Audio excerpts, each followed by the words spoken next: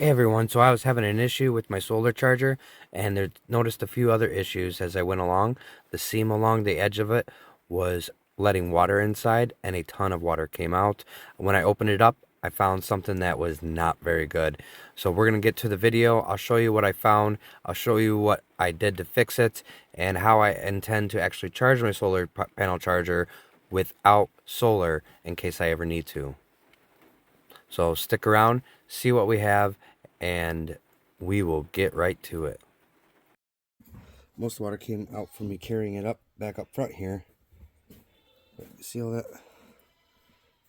That is dumb.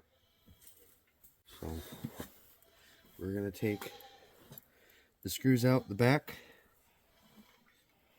see where we're at, and it wasn't. Those are star bits too. See what's going on. I would imagine the 6-volt battery system is in here, and then what we're gonna do is charge these 6-volt batteries off the generator, get those up to par, and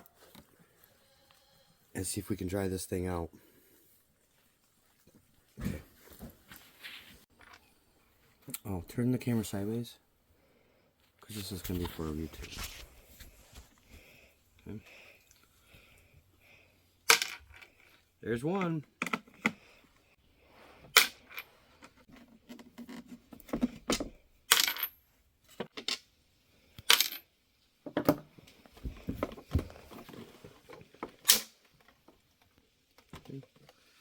Well, at least they have a plastic cover over some of the stuff that doesn't need to be wet. But I would just not have thought they would allow water to get inside this part here.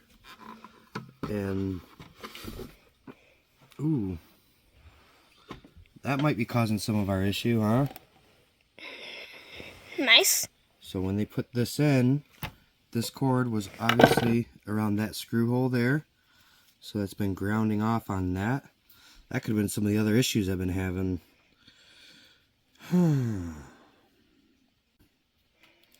So at least with this, I can unplug here and here. Okay. I do have the power off on the front part of it. So what I'm going to do is unplug here and here. I have a charger that will charge 6-volt. And so what we're going to do with that is just go ahead and charge these 6-volt battery. Not these, one.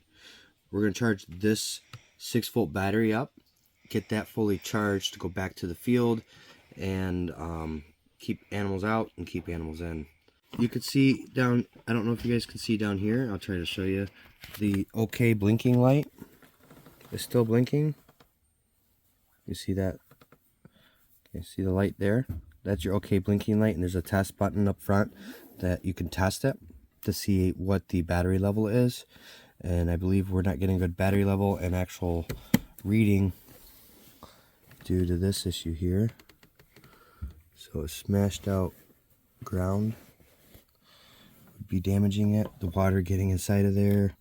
So you add a few things up and we're not the, but this is this brand, I guess. That's what you get. Quality control. Alright, so we went ahead and added a super glue fix-all, this brand right here, around to the back side and at the front, all the way around to create a watertight seal. And I have a spot right here.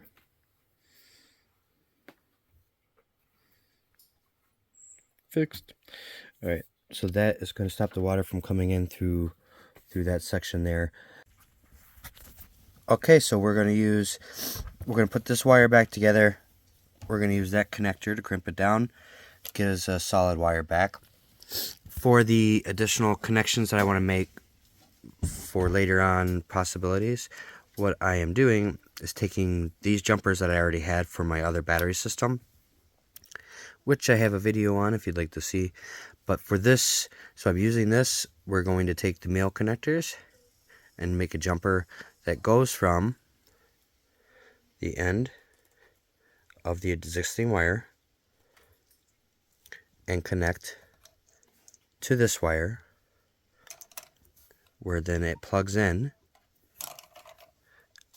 on the terminal. Okay, the extra wire will come up, I'll drill a hole, come out through the side, and we'll have the capability of charging the system off the solar and or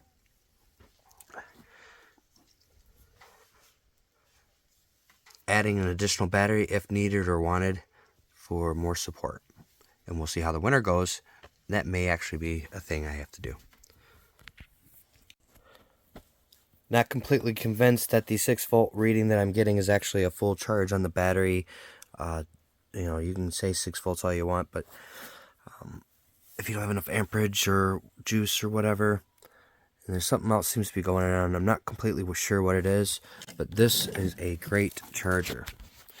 All right, this charger here I've had for just this year, but it has done really good wonders. It has an awesome repair mode. Regardless of the condition of the battery, you can force it to repair it. It has 6-volt AGM and standard, and then you have your, which I need to know if that's an AGM battery.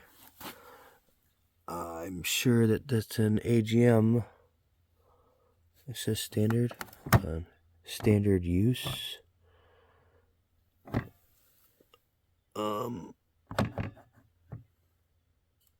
No, it has a seal here that you can, looks like it could be serviced through that.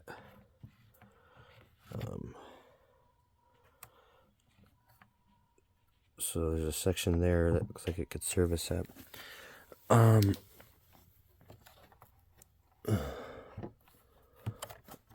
I can't read all the things without taking this apart. Doggone it. Alright, one more step.